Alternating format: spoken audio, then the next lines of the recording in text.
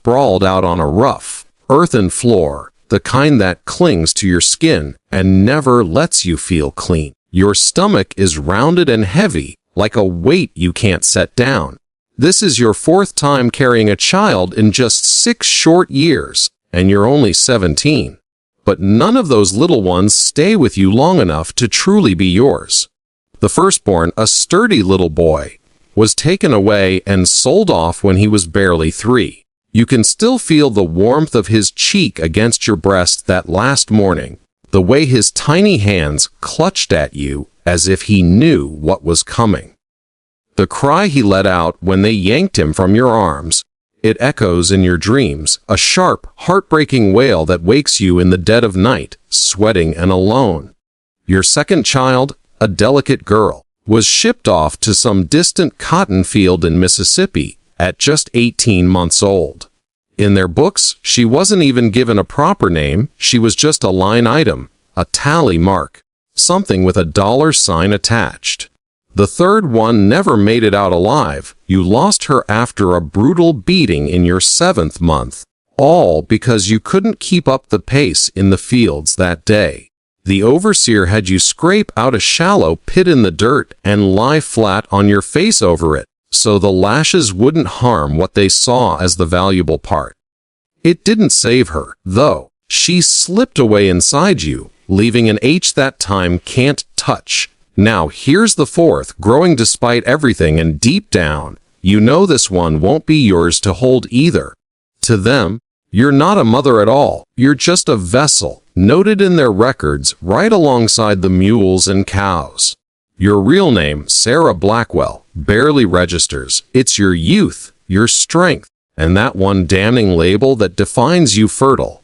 This is the United States in 1842, down in Virginia, and what they're doing to you isn't against the law. It's not even seen as wrong. It's business as usual, a whole enterprise built on bodies like yours. They dressed it up with fancy terms like natural growth.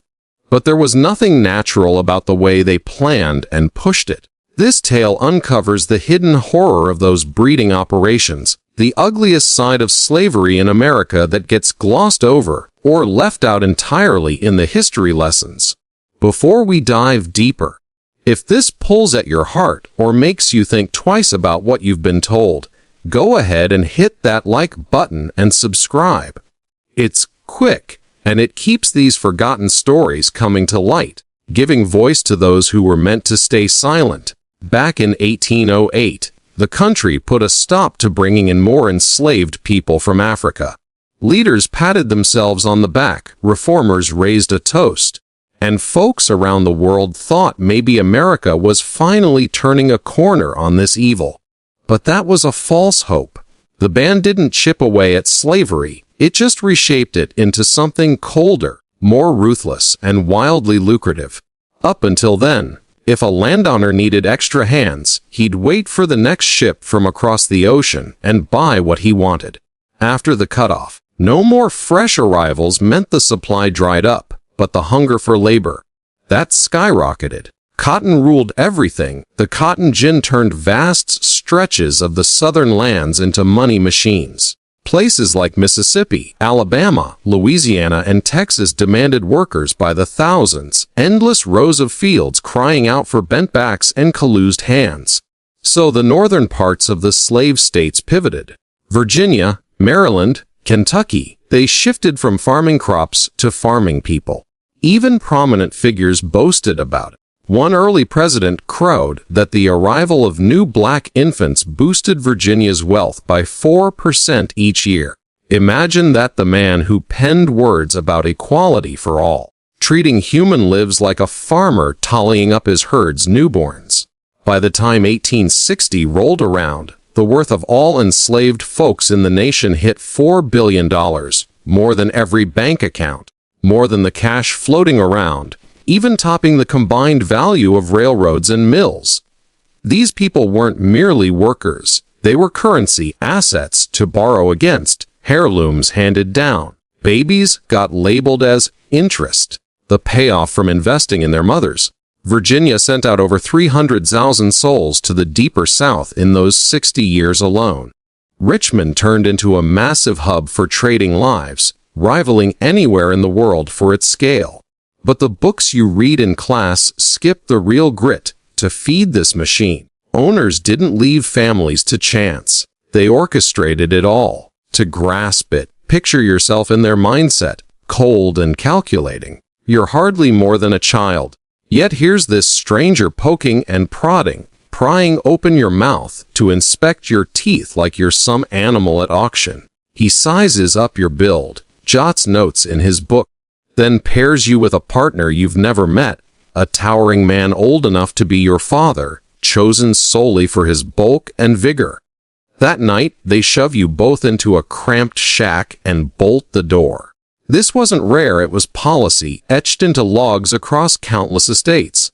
One family in Virginia maintained a detailed ledger for generations, calling it their livestock register, lumping people in with beasts. In those faded pages, they tracked hundreds of births, each child nurtured just long enough to fetch a good price. The setup was methodical and cruel. These places tilted the balance toward more women, scouting them like prized stock. Youth counted big. A girl in her prime, with wide hips and a history of strong offspring, commanded top dollar. Some operations brought in what the survivors termed breeders' aides. Rebecca Finley, who shared her memories in government interviews from the 1930s, painted a vivid picture. They had these selected men, she said. After sizing them up, the owners would confine them with chosen women overnight, all to spark new lives for sale. These men, enslaved themselves but picked for their stature, got a bit more rations and lighter duties as a twisted incentive. In return, they were made to participate in this nightmare. One account from those talks recalls the morning after, when the door swung open. The man stumbled out looking half dead, worn down by the women's fierce pushback. They clawed, they snapped with their teeth, they fought tooth and nail against the violation. But standing up to it brought swift punishment. In one hushed conversation under the stars, Sarah Blackwell whispered to another woman in the quarters, her voice trembling but fierce. "I can't do this no more," she said, her hands twisting in her lap. "That man they locked me with last night, he ain't nothing to me. I scratched at him till my nails blood, but what's the use? They'll just whip me tomorrow." The other woman, older and warier, sighed deep. "Hush now, child. You fight, and they'll break you worse. Remember what happened to Clara down the way. She bit the overseer, and they strung her up for days." Everyone on the place knew the score. Some turned a blind eye to survive. Others bore the scars of being trapped in the cycle. There was no way out. The web ensnared all. Frederick Douglass chronicled a similar tale about a woman named Eliza, bought purely for this purpose by a struggling white farmer named Oliver Grant. Grant brought in a hired hand named Jacob to sire her children. Douglass put it plain, Grant forced Eliza to give in to the role he'd bought her for, not as a person, but as a tool for multiplication. And once labeled for breeding, your days blurred into an endless loop of pain and loss. Now you're 23, Sarah, with 6 deliveries in 9 grueling years. Your skin bears the marks, the welts from the strap, the lines from stretching, the bone-deep tiredness that shadows every step. That first boy of yours would be 12 by now, toiling under some scorching sun, maybe in Mississippi or Louisiana where the demand never quits. You wonder if he's even breathing, but wondering is all you've got. The girl, 10 years old somewhere, her features fading in your mind like a dream slipping away, that terrifies you most. The third never drew breath. The fourth vanished at 18 months. By then, you'd stopped naming them. Knowing attachment only sharpened the blade. The fifth went at 2, nameless too. Now the sixth stirs within, and all you feel is a hollow void, where joy or dread should be. This pattern wasn't accident. It was blueprint meant to shatter spirits. Women endured 10, 12, even 15 births, raising none past toddlerhood. Amelia Thorne, speaking years later, recounted her ordeal. Paired with a stranger named Daniel Reed in a dingy cabin, She pushed him away night after night. "I ain't your wife." She spat at him once, her back against the wall. "This ain't right." But the owner loomed at the door with his whip. "You do as told, or I'll tan your hide till you beg for mercy," he growled. Amelia weighed her choices, the fear of lashes, the pain of separation from kin she'd already lost. What else was there, she later asked. "I gave in, but my soul screamed no." In those family ledgers, kids showed up as gains, like money compounding in a safe. By 5 or 6, they earned their keep in the fields. By 2 or 3, they hit the market. Separations struck like lightning. Mothers trudged back from labor to empty cradles. No farewell, no trace. Picture a scene in the fading light: Sarah Blackwell staggering back to her hut after a day bent over tobacco rows. Her arms ache, but her heart races with a fragile hope to see her little one. Pushing open the flimsy door, she finds the space bare, the blanket rumpled but cold. "Where's my baby?" She cries out to the woman next door. Voice cracking. The neighbor averts her eyes. "They came at noon, Sarah. Took him south with the trader. Said he was old enough." Sarah sinks to her knees, sobs racking her frame. "It was mine, just for a little while." Another voice from the shadows. "Hush, girl. Crying won't bring him back. It's the way here." But inside, the void grows. One survivor spoke of infants ripped from nursing breasts, bundled off to buyers. Siblings scattered like leaves in wind, never to reunite. Lydia Weston remembered her mother's sail. "She was gone before I woke. I searched the yard, calling her name, but the overseer just laughed. She's property now, off to better fields." Lydia grew up haunted, wondering if her mother lived or lay in some unmarked grave. "I sat and wept," she said, "but the laws said it was fine." Slavery's rules made monsters of men. These weren't shady dealings. The operators were pillars of society. Elias Ford ran a massive setup in Virginia, keeping 50 to 60 women under his thumb. He specialized in fairer, skinned offspring, knowing they fetched premiums. Lighter tones meant fancy roles, higher bids. Ford fathered many himself, then auctioned his own kin without a blink. Accounts from the time confirm it. He flaunted his methods, unchallenged by law or neighbor. Resistance brewed in whispers. Women faced tailored torments. For pregnant ones, the pit method, digging a belly-sized hole, lying prone while the whip sang. "Hold still." The overseer might bark, cracking the leather. "We can't risk the goods." But some fought back subtly, brewing herbs like cotton root to end pregnancies early, sipping bitter teas in secret. "If I can't keep 'em, better they don't come," one confided to Sarah in the dead of night. Others took bolder stands. Sophia Lang fled Kentucky for Ohio with her family in 1856. Cornered by pursuers, she grabbed a knife. "No child of mine goes back," she declared to her husband, tears streaming. She slit her daughter's throat rather than surrender, a choice born of despair. At trial, she stood firm. Death's kinder than chains. Her story inspired novels, wrapping unbearable truths in story form. Charlotte Hayes, who fled and penned her life, wrote, "Men suffer under the yoke, but women bear extra chains, violations that scar the soul." Words fall short, but the endgame loomed the sail block. There you stand, Sarah, atop a wooden platform in Richmond, stripped and poked by bidders. Open wide, one demands, peering at your molars. She's birthed 3 strong ones. The auctioneer boasts. Bids fly. Looks hardy. Good childbearing hips. Any runner in her. The gavel drops, you're off to unknowns. Richmond buzzed with trade, 10,000 to 20,000 souls yearly through pens like the infamous Devil's Yard. Categories abounded: prime laborers, proven breeders, fancy, girls for private whims, commanding fortunes. The trade uprooted 1 million from 1790 to 1860. The Second Great Crossing, chained marches splitting families. Half lost spouses, more lost parents or kids. Benjamin Caldwell, kin to a founder, told lawmakers, "We're raising people for sale, 8,500 a year from Virginia." Nathaniel Brooks likened owners' rights to those overbreeding horses. Our riches grow from these women's offspring. Terms mask the rot: stock, yield, fancy trade, Then freedom dawned, 1863's proclamation, 1865's amendment.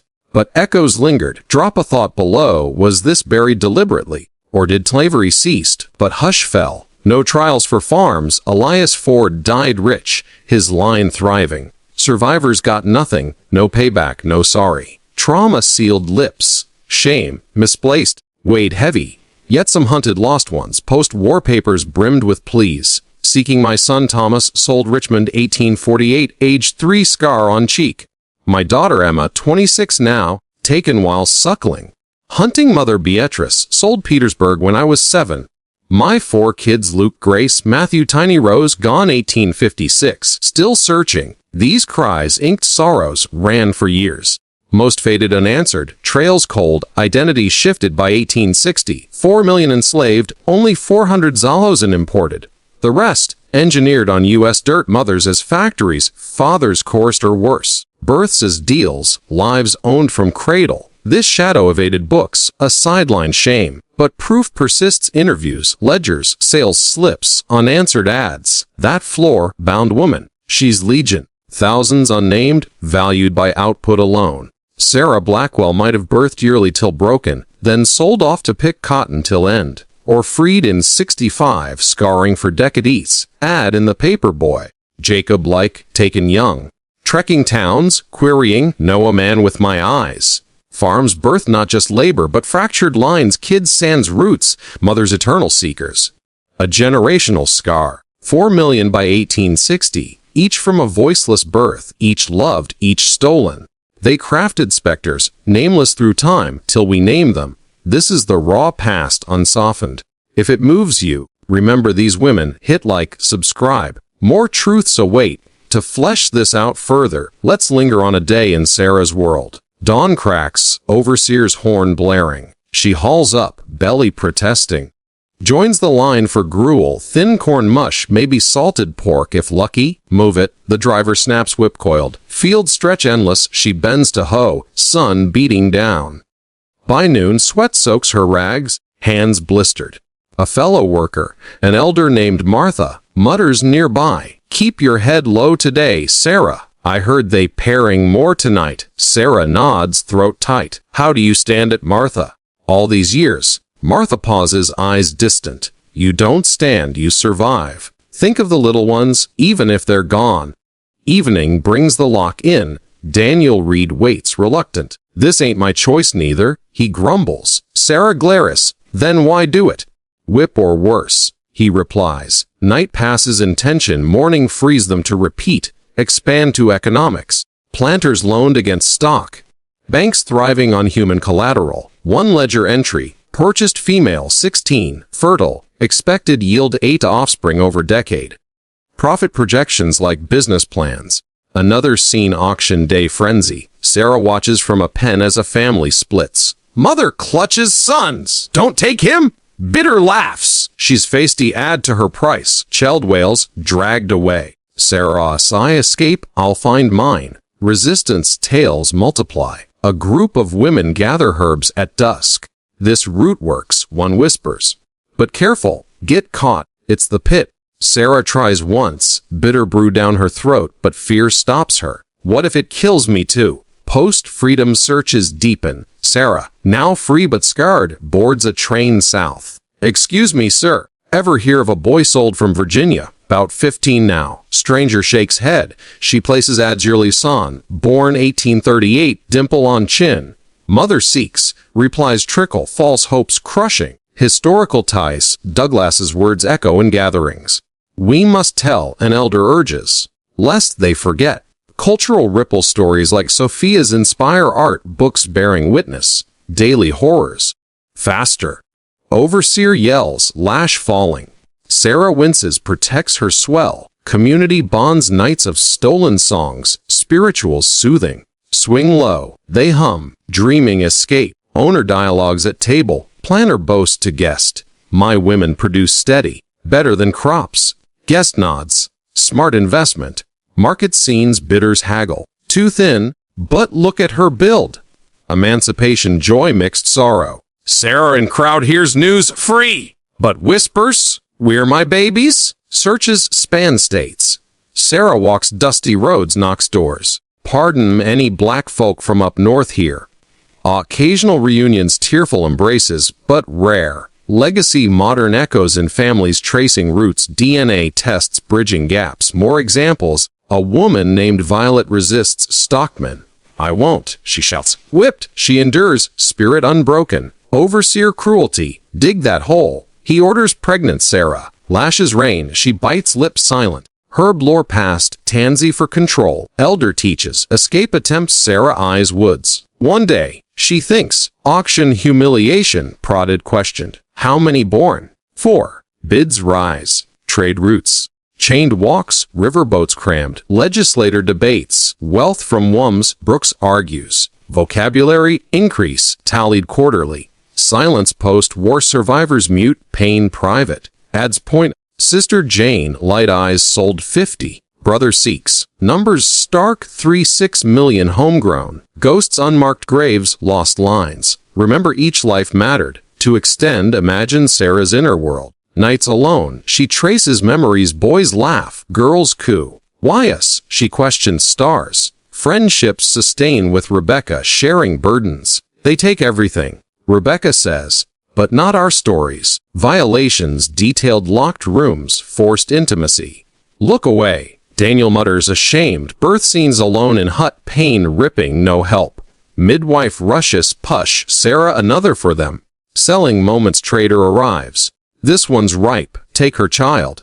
Sarah pleads, please, not yet. Ignored. Aftermath, empty arms, milk wasted. Resistance networks, whispers of underground paths. North Star leads free. One says, historical parallels, Jefferson's hypocrisy, equality words vs profit pride, Douglas speeches, expose the beast! WPA depths, elders recount, voices cracking, cultural beloveds, roots in real choice. Hayes's book, Women's Unique Hell, auction variety, fancy sales, private, high stakes, trade impacts, family shredded, psyche is scarred, Randolph testimony, market rearing rampant, Brooks analogy, animal rights equal, euphemisms hiding horror, end abrupt war shifts but wounds fester, no justice operators unscathed, trauma silent suffering, searches, lifelong quests, ads heart-rending, unanswered most fruitless, growth systematic, mother's loveless births.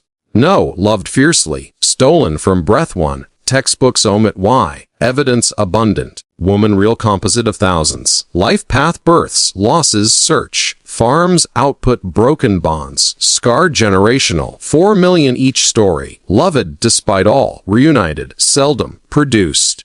Hauntings, wandered nameless, till remembered, raw history. Matters remember. The theme persists through expansion's horror of engineered families, economic drive, human cost, lasting silence.